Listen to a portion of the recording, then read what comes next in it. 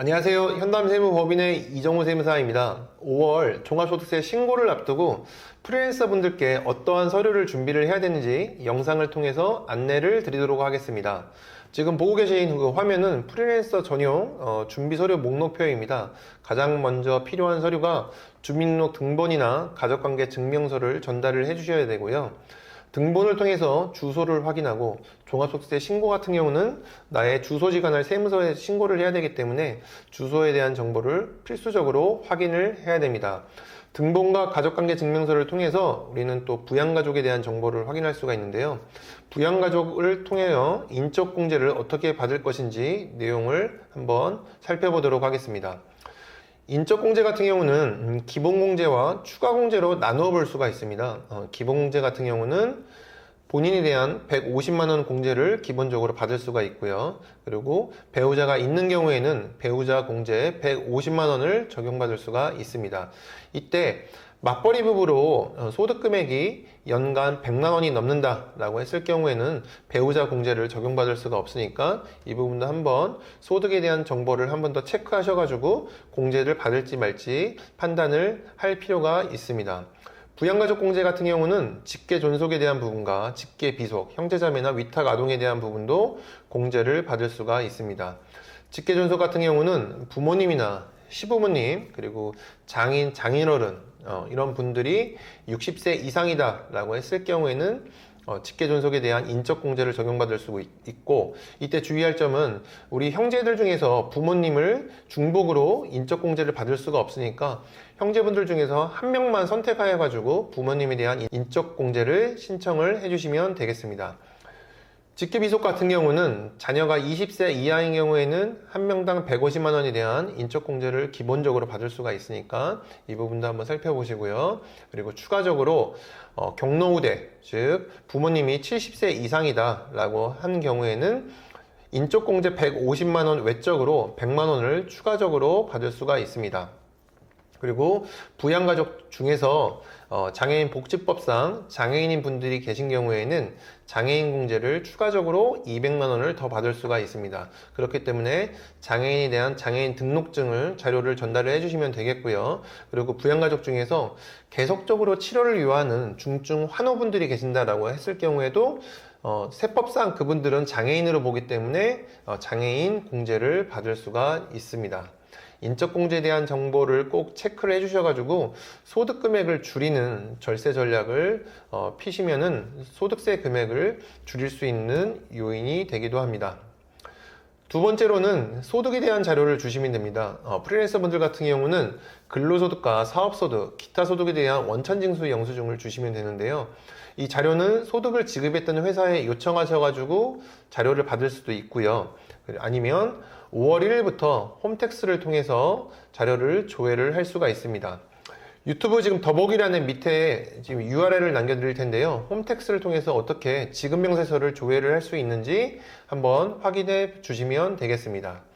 세 번째로 신용카드 이용대금 명세서를 전달을 해주시면 됩니다.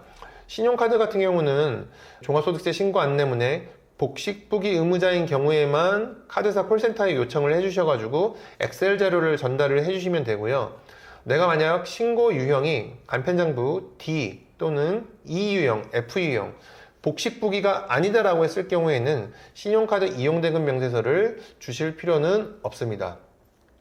자, 네 번째로 사업연계자에 대한 통장 자료를 주시면 됩니다. 사업연계자 통장 같은 경우는 수익금액에 대한 입금을 받는 계좌를 주시면 되고 통장 앞면만 주시면 됩니다. 통장 거래 내역에 대한 1년치 자료를 주실 건 아니고요. 통장 계좌번호, 예금주, 즉 3.3%를 띄고 입금받는 계좌에 대한 통장 정보만 자료를 주시면 되기 때문에 사업연계자 꼭 챙겨주셔가지고 사업연계자 신고를 진행할 수 있도록 자료를 전달을 해주시면 되겠습니다.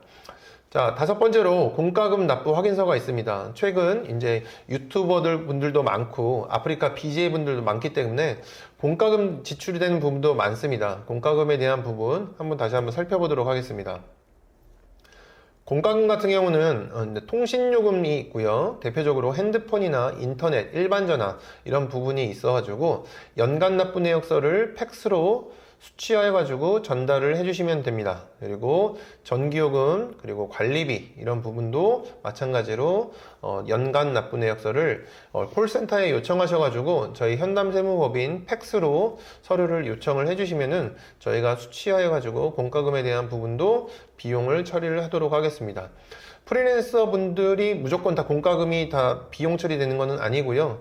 이제 유튜버 분들이나 아프리카 BJ 분들 같은 경우는 자택이나 또는 스튜디오에서 방송 촬영하면서 비용이 지출되기 때문에 그 부분에 대해서는 저희가 비용을 처리를 해드리고, 또 마찬가지로 프리랜서 분들 같은 경우는 핸드폰 요금은 기본적으로 비용 처리가 되겠죠. 이런 부분으로 꼭 체크하셔가지고 저희 통신요금 연간 납부 내역서를 전달하셔가지고 필요 경비를 인정받을 수 있도록 제출을 해주시면 되겠습니다.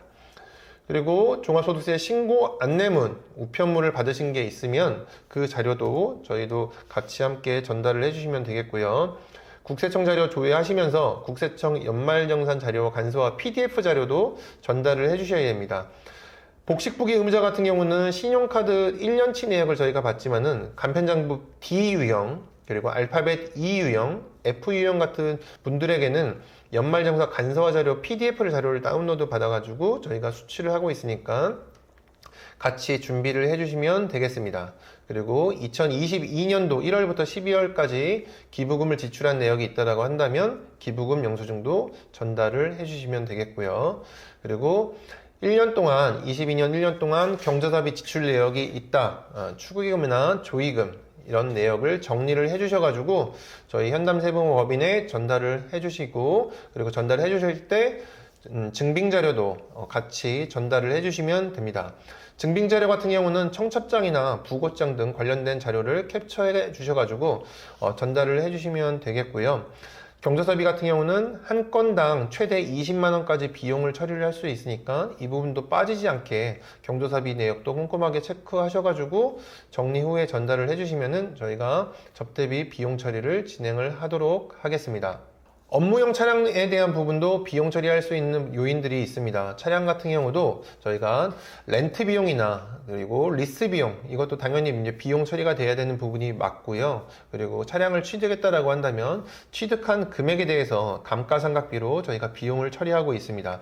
그리고 차량이 있다라고 한다면 22년도 1월부터 22년도 12월까지 보험료를 납입한 내역에 대하여 자동차 보험료 납입 증명서를 전달을 해주시면 되겠습니다. 마지막으로 일반 간이 영수증을 챙겨주시면 됩니다. 간이 영수증 같은 경우는 보통 이제 장기라고 하죠. 이제 길쭉하게 생겨가지고 수기로 쓴 그런 영수증 등이 있습니다. 이런 영수증은 요즘에는 흔히 많이 사용은 하진 않는데 이런 부분이 있다라고 한다면 전달을 해주시면 되겠고, 택배 영수증이나 퀵 비용, 주차 비용 같은 경우도 전달을 해주시면은 일반 간이 영수증에 대한 비용도 저희가 처리를 하도록 하겠습니다.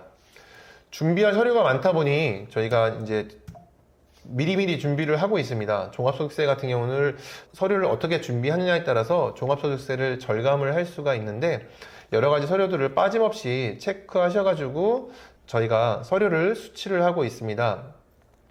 자료는 지금 보고 계신 화면에 대한 정보로 4월 25일까지 전달해 주시면 되고요. 준비하시면서 궁금하신 부분이 있으시면은 카카오 채널이나 저희 사무실로 연락 주시면 상세하게 안내 드리도록 하겠습니다. 감사합니다.